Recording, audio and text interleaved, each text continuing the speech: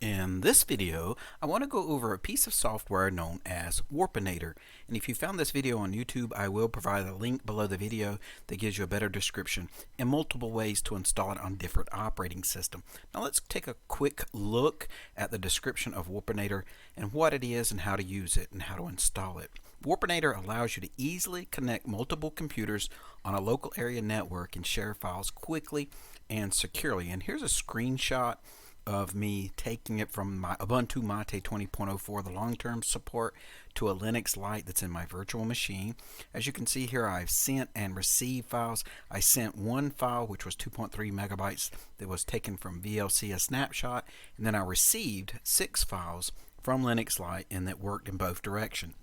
Now, it is a cross-platform piece of software, which means if you're a Windows user, you can click this link, and in a few moments it will come up with a description, and you can click the download page. And if you're still using a 32-bit Windows system, you can download for 32-bit, or most of you have the 64-bit, you can download it here. Now, if you're a Linux user, there's a link that you can click here, and if your system is set up to install it from FlatHub, you click the install button, and if your system's not set up, you can click the setup guide and choose which operating system you have of Linux operating system. In my case, I chose the Ubuntu since I'm using Ubuntu Mate. And then you can simply click the install button. It's just a one-click installation process. And if you're an Android device, and there's multiple places that you can go, but it is in the Google Play Store that you can click install if you're on an Android device, and it will install it on that Android device. Now, I'm going to be using the software or software center that most of you call it. Now, you open up the software center, and this is kind of what it looks like. You click the search, or you can simply scroll down and click on utilities. And if you type in Warpinator, it'll show up. You click onto it, and then you click the install button. Once you click the install button, you'll see it go through the installation process, and this is a quicker way of showing it rather than waiting for it to download the entire file size. And then you can click launch, or it will be placed in your menu, in my case, the accessories, and you click on Warpinator. Now, the first time you open it, it's going to say no other computers found. Even if it's active on another computer, you may have to go into the preferences to tweak a few changes in order to see those other systems on your local area network. When you first click on the preferences dialog box, it will be highlighted with general, and you can change these according to the way that you like to use it. But here's the connection. If you click the connection button or connection tab, each computer that's connected to the local area network, it has to be the same word and the same case. So if it's Warpinator with a capital W and another's a small w, it's not going to connect. So the identification needs to be the same. The network interface needs to be correct. Now, I had it on automatic, and it didn't automatically connect in my case, so I had to hit the drop down menu and connect it to the one that you'll see in just a moment that worked for me. By default, these are the default settings for incoming ports and incoming port for registrations. These are the port numbers.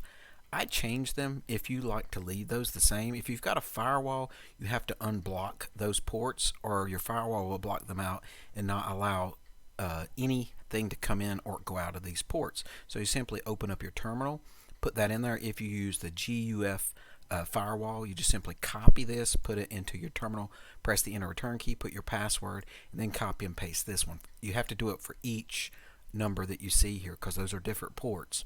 Once you've done that, then hit the apply changes button.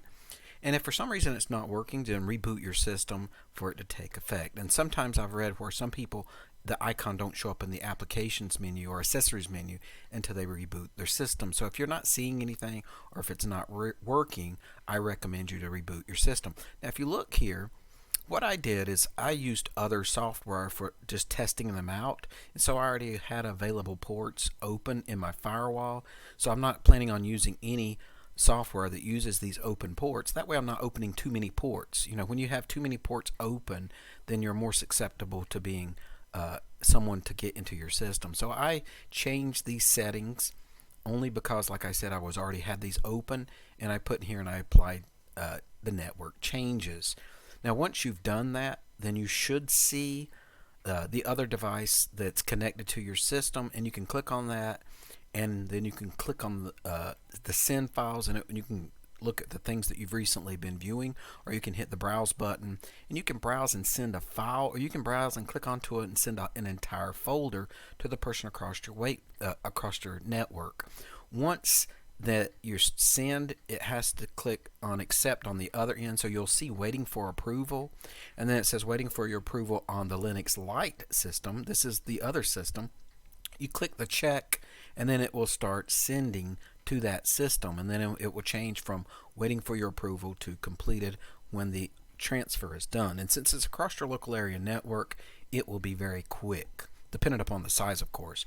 Here's the file that was in the Thunar file manager within Linux Lite. You can double click to see the image, but as you can see, it sent it into the Warpinator folder on Linux Lite.